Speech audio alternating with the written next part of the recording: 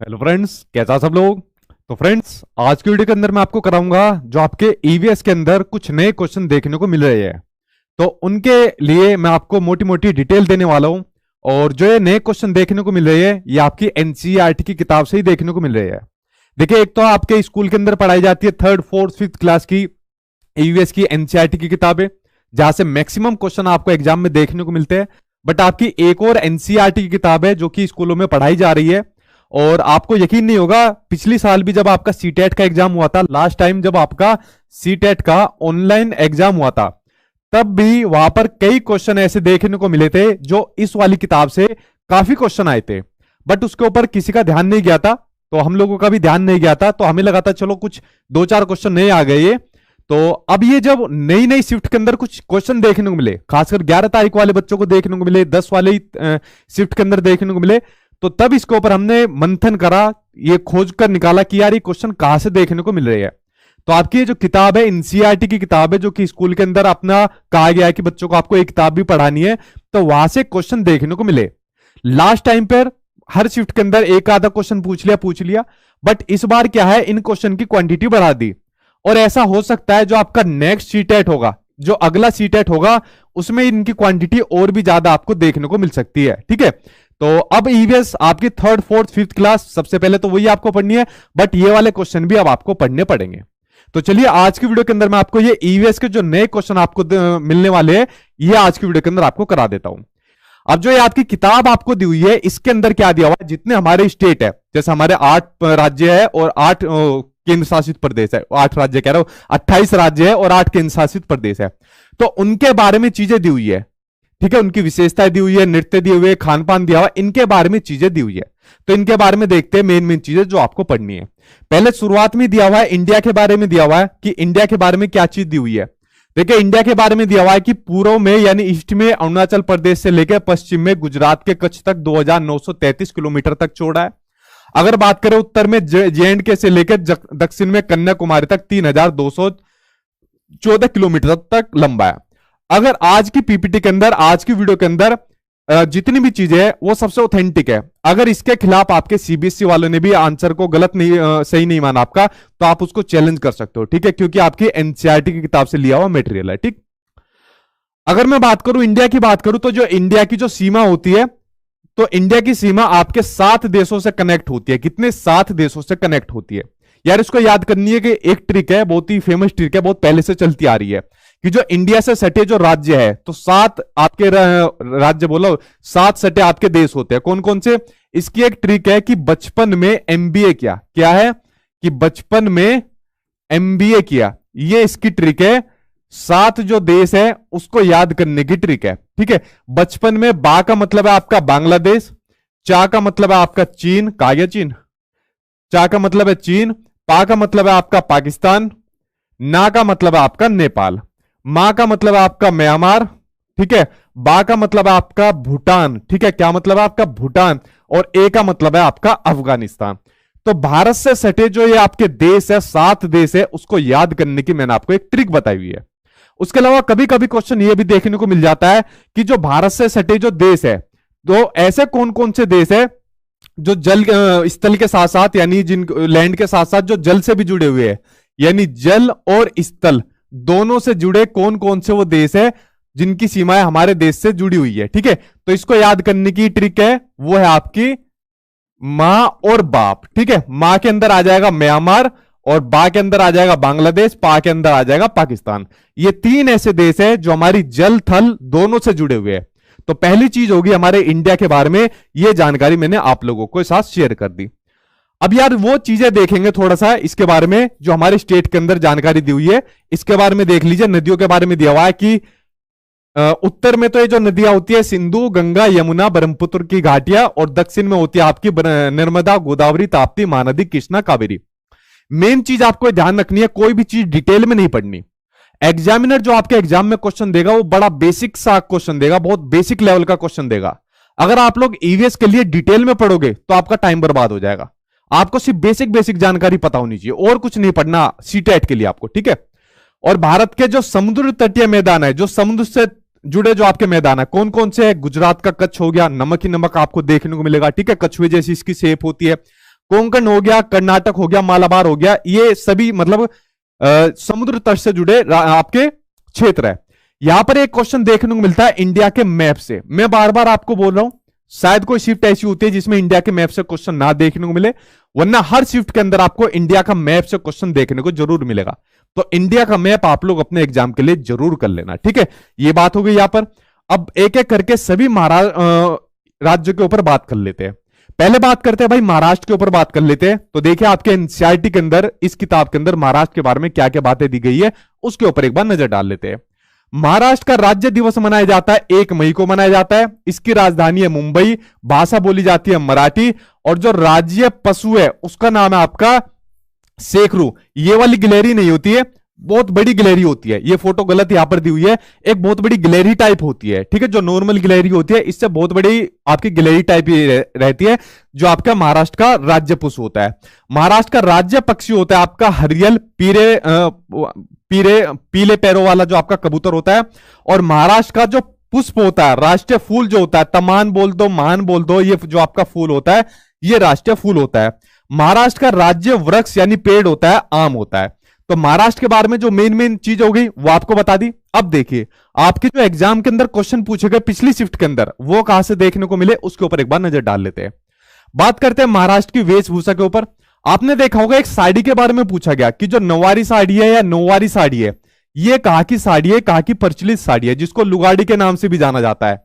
तो भाई ये साड़ी पहनी जाती है महाराष्ट्र के अंदर पहनी जाती है। ये क्वेश्चन देखने को मिला था ना। तो ये जो आपकी नौवारी साड़ी है, ये महाराष्ट्र के अंदर इस साड़ी को पहना जाता है, यानी महाराष्ट्र के अंदर प्रचलित है ये वाली साड़ी। ठीक, इसको समझ गए आप लोग। आगे देखते हैं, एक और साड़ी है, ठीक है, जिसका नाम है आपका पैठानी। तो ये वाली साड़ी है पैठानी, बेसिकली महाराष्ट्र के अंदर एक जगह का नाम है। तो पैठानी या पेठा करके कुछ जगह का नाम है, उसके नाम पर इसका नाम पड़ा है, ठीक है। पैठान नाम है, सॉरी पैठान भी बोल देते हैं या पेठा कुछ करके बोल देते हैं। एग्जैक्टली सीबीएसई वालों के अकॉर्डिंग हमको चलना है, तो उसके नाम पर इस साड़ी का नाम पड़ा हुआ है। जो छोटी लड़कियां होती है वो वहां पर पहनती है पारकर पोल का, ठीक है। जो स्कर्ट ब्लाउज पहनते हैं वो पारकर पोल का पहनते हैं, ठीक है। ये यहां पर इनके कपड़ों की बात हो रही है, जो महाराष्ट्र की वेशभूषा की बात हो रही है। देखिए जैसे ही आपके सामने एक वर्ड आता है कोल्हापुरी, अब यहां पर एनसीईआरटी की किताब में कोल्हापुरी की चप्पलें, कोल्हापुरी की साड़ियां, XYZ पता नहीं कोल्हापुरी की कितनी कितनी चीजें थी। अगर आपके एग्जाम में कोल्हापुरी का कुछ भी पूछ ले जाए तो समझ लेना वो सीधा का सीधा उसका मतलब है आपके महाराष्ट्र से मतलब है, ठीक है। तो कोल्हापुरी जो साज है ये एक आभूषण होता है, ठीक है, और इसका सीधा संबंध किससे है, महाराष्ट्र से। और साथ में जो नथ पहनती है वो, ठीक है, जो नथ पहनती है नैया नाक में भी जो नथ पहनती है वो किसका आभूषण होता है, महाराष्ट्र की जो महिलाएं पहनती है। पुरुष क्या पहनते हैं, धोती और कुर्ता पहनते हैं अकॉर्डिंग टू एनसीईआरटी। मैं नहीं कह रहा इस बात को। और उसके अलावा क्या काम करते हैं, आपने उनके सर पर एक वो देखी होगी पगड़ी टाइप देखी होगी, ठीक है, उसको बोला जाता है पेटा बोला जाता है। जो सिर पर पहनने वाली पगड़ी होती है उसको पेटा बोला जाता है।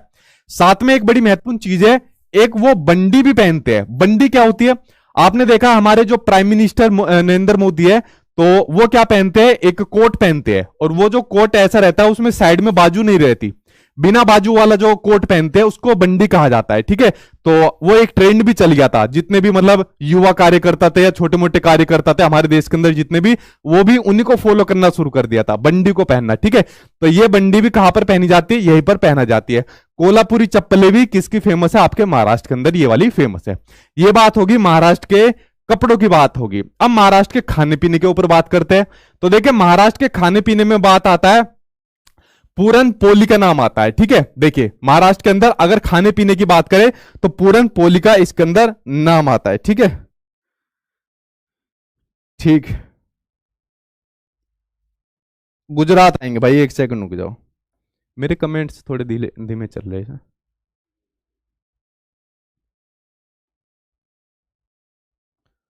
ठीक है, तो कहा था मैं आपका खाने को पड़ता कौन सा खाना था, पूरन पोली इस खाने को कहा जाता है।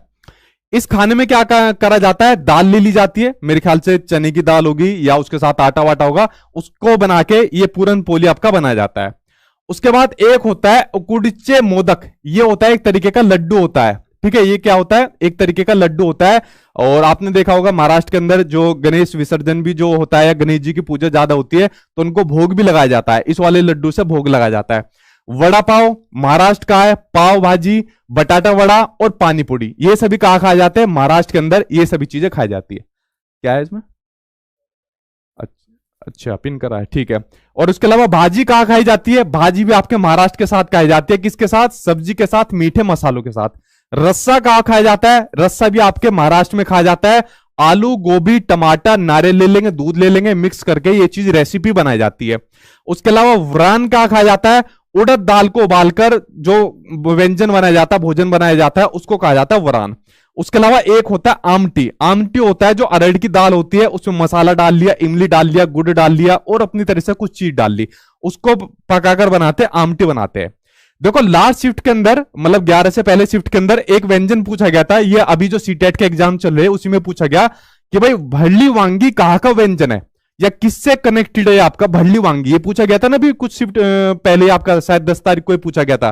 तो भरली वांगी आपका महाराष्ट्र का व्यंजन है और किससे संबंध होता है इसका? बैंगन से संबंध होता है। तो भरली वांगी की जो रेसिपी होती है उसमें बैंगन का भरता बनाया जाता है, ठीक है। तो बैंगन के भरते को ही क्या कहा जाता है? भरली वांगी के नाम से जाना जाता है।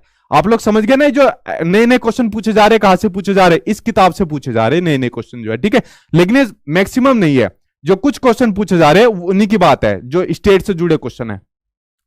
तिरिफाल आंबट, तिरिफाट अंबाट में क्या होता है? इसमें मछली से बना जो क्रीम रहता है, या मछली को उबालकर जो बनाते हैं, या मछली को पकाकर बनाते हैं, अलग अलग डिश बनाते हैं महाराष्ट्र के लोग, ठीक है।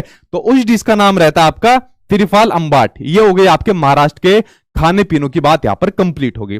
अब महाराष्ट्र के मेले और त्योहार के ऊपर बात करते हैं।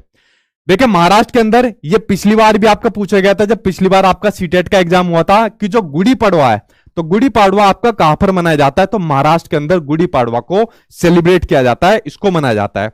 अब महाराष्ट्र के बाकी के और त्योहार होते हैं, उनके ऊपर एक बार नजर डाल लीजिए कौन कौन से त्योहार होते हैं। पहला त्योहार दिया हुआ है बाणगंगा त्योहार, ठीक है। बाणगंगा त्योहार जो आपका मनाया जाता है बेसिकली आपका अभी जनवरी में मनाया जाएगा, ठीक है। और जहां तक मेरी जानकारी सही है, और मुंबई में मनाया जाता है। और इसके पीछे एक बहुत बड़ी प्रचलित आपकी कहानी भी है, बाणगंगा के ऊपर एक प्रचलित कहानी भी है, ठीक है। और प्रचलित कहानी यह है कि जैसे जो राम जी थे, तो जब वो सीता जी को ढूंढने जा रहे थे तो उन्हें प्यास लगी, तो उन्होंने अपने बाण से क्या काम करा? गंगा जी को बुला लिया, ठीक है। तो उनके बाण से कुछ कनेक्टेड कोई स्टोरी है, यहाँ पर बहुत सारी स्टोरी है। तो इस तरीके का कुछ त्योहार है आपका, जो जनवरी के अंदर मनाया जाता है मुंबई के अंदर, ठीक है। तो ये आपका ये हो गया भाऊ बीज। भाऊ बीज को आप लोग लिख सकते हो भाई दूज लिख सकते हो, ठीक है, या भाई दूज लिख सकते हो। भाई बहनों का जो त्योहार मनाया जाता है महाराष्ट्र के अंदर, उसको भाई बीज कहा जाता है, ठीक है। गोकुलाष्टमी मनाया जाता है महाराष्ट्र के अंदर। गंगा दशहरा, जीवित पूजा, कोजगिरी पूर्णिमा, नाग पंचमी, नाराली पूर्णिमा, पोला त्योहार और वट पूर्णिमा, ये सभी त्योहार आपके महाराष्ट्र के अंदर मनाए जाते हैं, ठीक है। तो यह बात होगी आपके महाराष्ट्र के त्योहारों की। चलिए भाई आगे बात करते हैं। अब बात करते हैं महाराष्ट्र के डांस की बात करते हैं। तो देखिए महाराष्ट्र के अंदर कौन कौन से डांस होते हैं। धननगरी का डांस होता है। लावणी आपका कई बार पूछा जा चुका है। लावणी डांस किससे संबंधित है? आपका महाराष्ट्र से संबंधित है। जो वहां की महिलाएं जो लावणी डांस करती है, लावणी डांस करती है, ठीक है, आप लोगों ने देखा भी होगा इसके बारे में। पोवाड़ा डांस हो गया, वाग्यामुरली डांस हो गया, और जो मछुआरे जो डांस करते हैं, ठीक है, जो कोली डांस उसको कहा जाता है, विराट कोहली नहीं, कोली डांस जो कहा जाता है, वहां के जो मछुआरे लोग डांस करते हैं, ठीक है, क्योंकि समुद्र से जुड़ा हुआ है आपका जो है, तो उसको कहा जाता है कोली डांस कहा जाता है। तो महाराष्ट्र के जितने भी आपके डांस थे वो यहां पर कंप्लीट हो गए। अब महाराष्ट्र की कुछ कलाएं हैं, कुछ दृश्य कलाएं हैं जो आप लोग देखने जाते हैं, घूमने जाते हैं जिनको, तो उनके बारे में एक बार नजर डालते हैं। अजंता एलोरा की गुफाएं कहां पर है? औरंगाबाद यानी महाराष्ट्र के अंदर है। बीबी का मकबरा भी, गेटवे ऑफ इंडिया भी, और शनिवार वाड़ा भी, और विजय दुर्ग भी, ये सभी कहां पर है? ये आपके महाराष्ट्र के अंदर पड़ते हैं, ठीक। अब महाराष्ट्र के कुछ शिल्प के बारे में बात करते हैं। देखिए पहले बात करते हैं, दो बड़ी फेमस साड़ियां है, ठीक है, कौन कौन सी है वो? मसरू और हिमरू, ठीक है। इनकी जो बुनाई होती है ये बड़ी फेमस साड़ी है महाराष्ट्र की, और पूरे महाराष्ट्र के अंदर ये मतलब बड़ी फेमस है। वहां की जो महिला है वो इनको पहनती है अच्छे तरीके से, ठीक है। तो मसरू और हिमरू। उसके अलावा एक है बिहू रेबियर, ये बर्तन है, ये भी एक राज्य का एक बहुत बड़ा मतलब फेमस है, बहुत प्रचलित आपका बर्तन है ये भी, ठीक। एक है कोल्हापुरी चप्पल है। मैंने क्या कहा, जहां पर भी कोल्हापुरी आ गया, ठीक है, वो गाना सुना है आपने कि मैं तो कोल्हापुर से आई हूं, तो कोल्हापुरी जहां भी आ गया तो आपको उसको महाराष्ट्र लगाना है, ठीक है।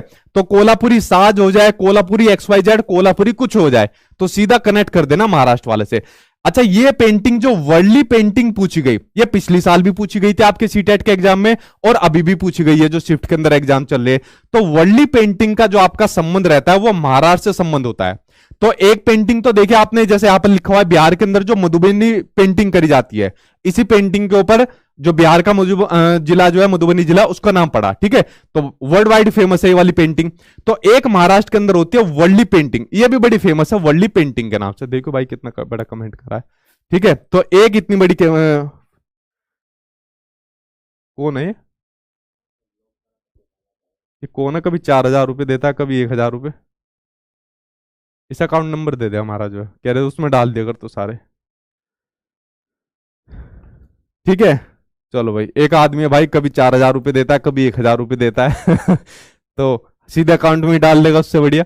ठीक है, तो यहां पर हो गया जो वर्ली की चित्रकला है, ये किससे आपकी कनेक्टेड है, ये कनेक्टेड है महाराष्ट्र से, कनेक्टेड है, महाराष्ट्र में होती है। और मधुबनी का तो भाई आपको पता ही होगा। ठीक है, ये तो आप लोगों ने रट लिया अच्छी खासी, मेरी एनसीईआरटी वाली मैराथन क्लास में इसको रट लिया होगा। ठीक, पटना ये सर लिट्टी चोखा खिलाऊंगा खुद से बनाकर, मोहम्मद असगर। अच्छा ठीक है भाई, जरूर आऊंगा। ठीक है, लिट्टी चोखा और ये जो पीने का जो अपना व्यंजन था सत्तू, इसको जरूर लिया जाएगा। ठीक है, तो चलिए मिलता हूँ फ्रेंड्स, कल मिलता हूँ 8 बजे पेपर के एनालिसिस के साथ, और आप सभी का पेपर भी अच्छा जाएगा। Thank you.